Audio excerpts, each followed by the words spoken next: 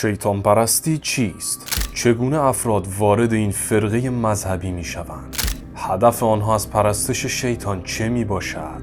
و آیا واقعا می دانید که آنها چه برنامه‌ای برای ما دارند؟ به چنل جنگیر خوش اومدید. برای گرفتن پاسخ تمامی این پرسش ها حتما ویدیو امروز رو تا انتها ببینید. برای حمایت از ما لطفاً کانال رو سابسکرایب کنید و زنگوله نوتیفیکیشن رو هم بزنید تا از جدیدترین ویدیوهای ما با خبر بشید. اگر آماده ای یه نفس عمیق بکش و برو.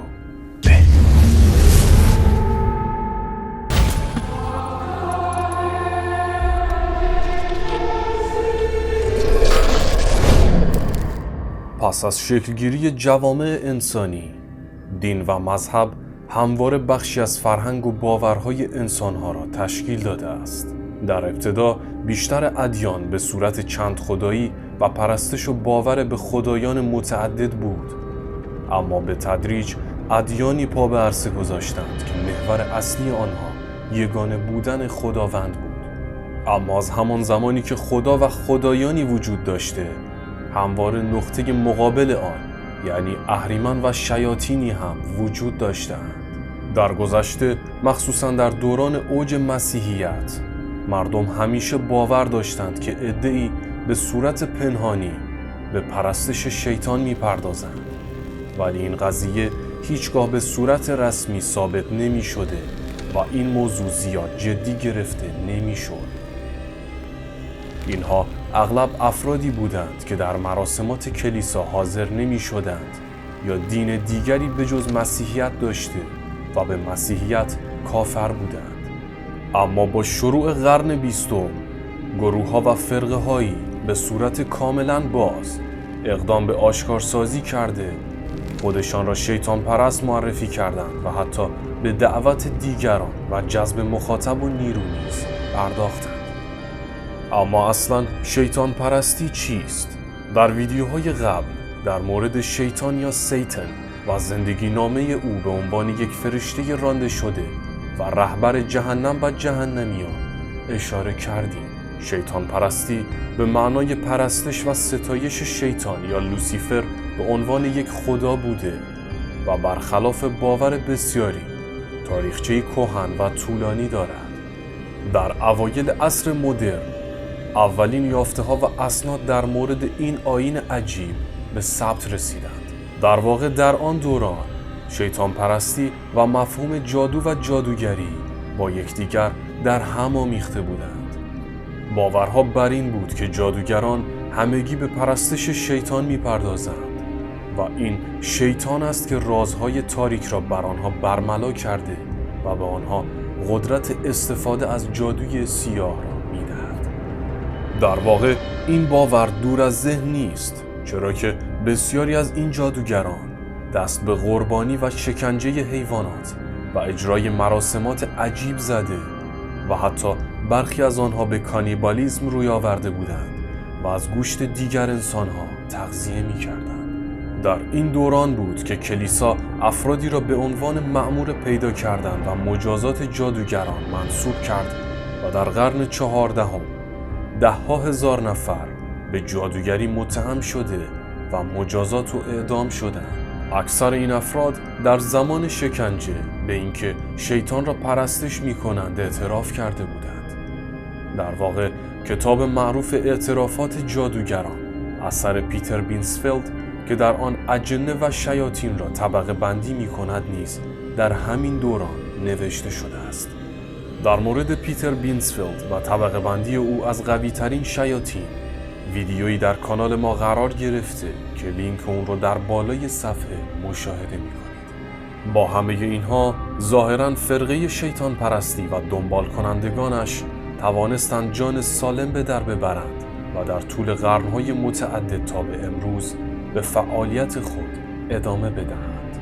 با گذر زمان بسیاری از هنرمندان، شاعران و نویسندگان برجسته مانند ویکتور هوگو آثاری در حمد و ستایش لوسیفر ارائه دادند.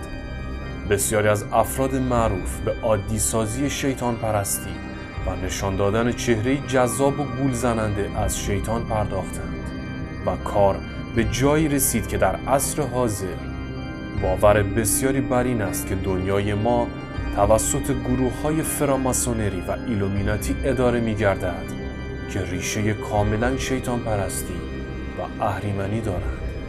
اما هدف افراد از شیطان پرستی چیست و این دین چه آداب و آیینی دارد؟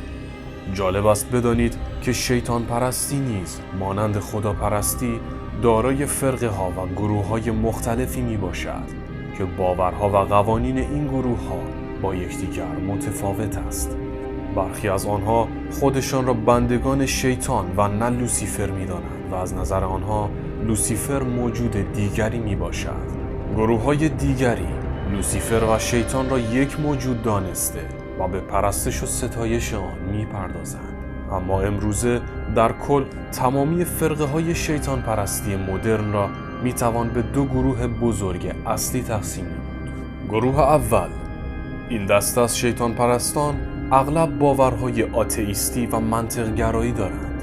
برای آنها شیطان یک موجود واقعی نیست، بلکه یک نماد است از ایستادگی در مقابل زورگویی و قدرت افراد و دولت‌ها، نمادی از خوی حیوانی انسان و نادیده نگرفتن این نیازهای حیوانی. این فرقه به صورت رسمی برای بار اول در سال 1966 میلادی با تأسیس کلیسای شیطان در شهر سانفرانسیسکوی آمریکا آغاز گردید. بنیانگذار کلیسای شیطان فردی بود به نام آنتون لاوی.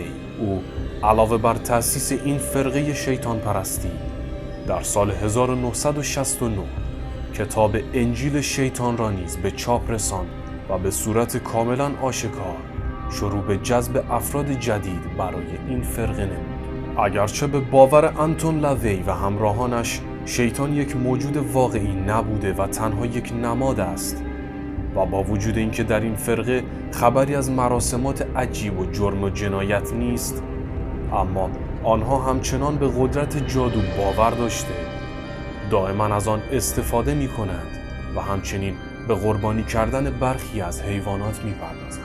افراد این فرقه خودشان را از انسانهای عادی جدا می دانند و باور دارند که جایگاهشان بسیار والاتر از مردم گمراه جامعه است. در سال 2012 از دل این فرقه گروه دیگری در آمریکا پدید آمد که خودشان را The Satanic Temple یا معبد شیطان معرفی کردند. به باور آنها نیز شیطان تنها یک نماد بوده و وجود خارجی ندارد.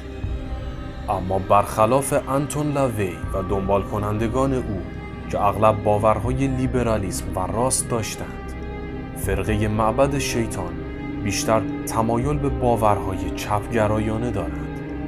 در واقع این گروه بودند که در مقابل کلیسای مسیحی ایستادند، خواهان آزادی حق انتخاب سخت جنین برای زنان و همچنین آزادی ازدواج همجنسگرایان شدند.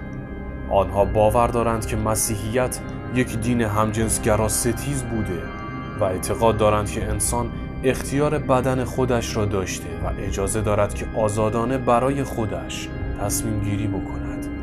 گروه دوم، این دسته شیطان یا لوسیفر را نه به عنوان یک نماد بلکه به عنوان یک موجود واقعی میشناسند و به پرستش او میپردازند.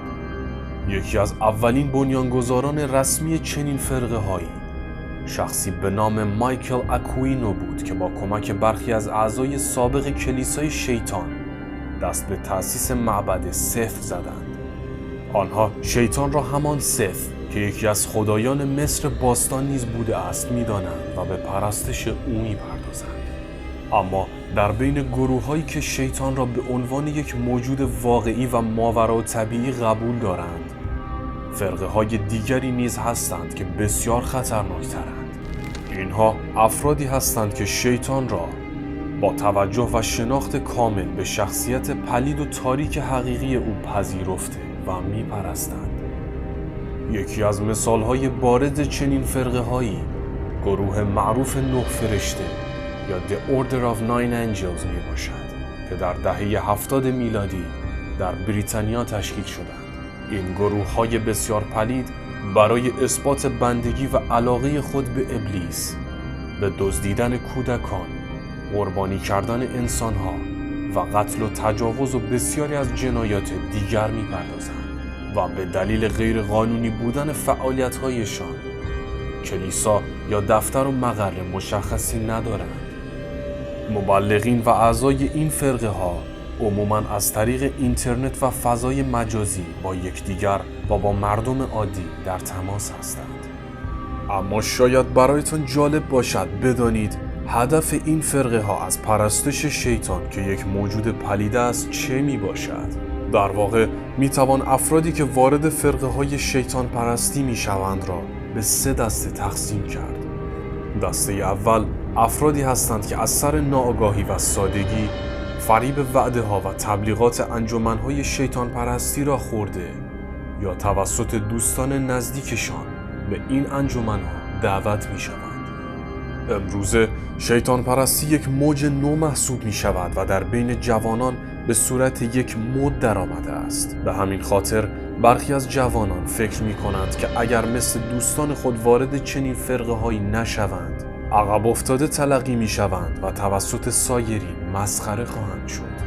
دسته دوم افرادی هستند که برای دستیابی راحت‌تر به اهداف ناممکن و سختشان خود را به بندگی شیطان در می آورند یا به اصطلاح امروزی روح خود را می فروشند. شاید دیده باشید که امروزه بسیاری از خوانندگان آمریکایی و غیر آمریکایی و سایر افراد معروف به صورت آشکارا اعلام می کنند که روح خود را فروختند. تمامی این افراد در مدت زمان کوتاهی به موفقیت‌ها و ثروت‌های بسیار زیادی دست پیدا می کنند و جوایز بسیاری نیز دریافت می کنند. اما به چه قیمت؟ باید بدانید که شیطان از انسان‌ها بیزار است. او بدون دلیل هیچ کاری را به صلاح و منفعت انسان‌ها انجام نخواهد داد و حتما در ازای هر کاری که برای این افراد انجام داده می شود 10 چیز از آنها طلب خواهد شد.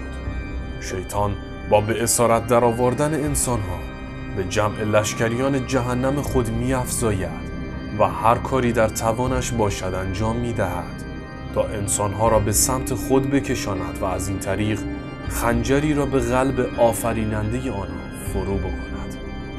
دسته سوم افرادی هستند که کاملا از تمامی این چیزهایی که به شما گفتم آگاهند.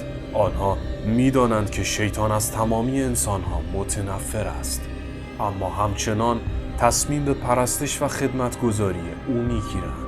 بر طبق باور بسیاری این افراد معمولاً همان رهبران گروه‌های فراماسونی و ایلومیناتی هستند. در واقع این افراد هم مانند شیطان از نژاد انسان بیزارند و عقیده دارند که چهره زمین باید از حضور نحس انسانها پاک بشود و در نهایت ابلیس بر جهان فرمان روایی کند. در انتها باید به این نکته اشاره بکنم که به باور بسیاری از متخصصین مذهبی در عصر حاضر ما بیش از هر زمان دیگری شیطان و یاران او در حال گسترش افکار و باورهای پلید خود هستند و روز به روز قدرتشان در اداره زمین و انسانهای ساکن آن بیشتر می شود. آنها باور دارند که فرقه های شیطان پرستی از ناآگاهی مردم سوء استفاده می کنند و در نهایت مردم را به سمت اهداف خود هدایت می نمایند. در اینجا باید به یک سخن از کشیش و جنگیر افسانه‌ای پدر گابریل امورت اشاره بکنم که می گفت شیطان عاشق این است که مردم به واقعی بودن او شک بکنند.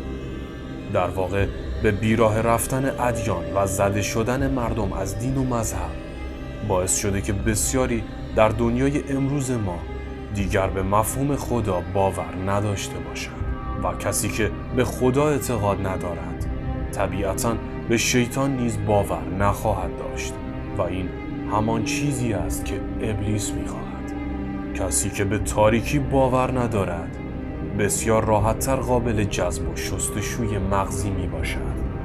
صیدی را تصور کنید که به وجود صیاد خود باور ندارد در حالی که شکارچی در چند قدمی او کمین کرده است.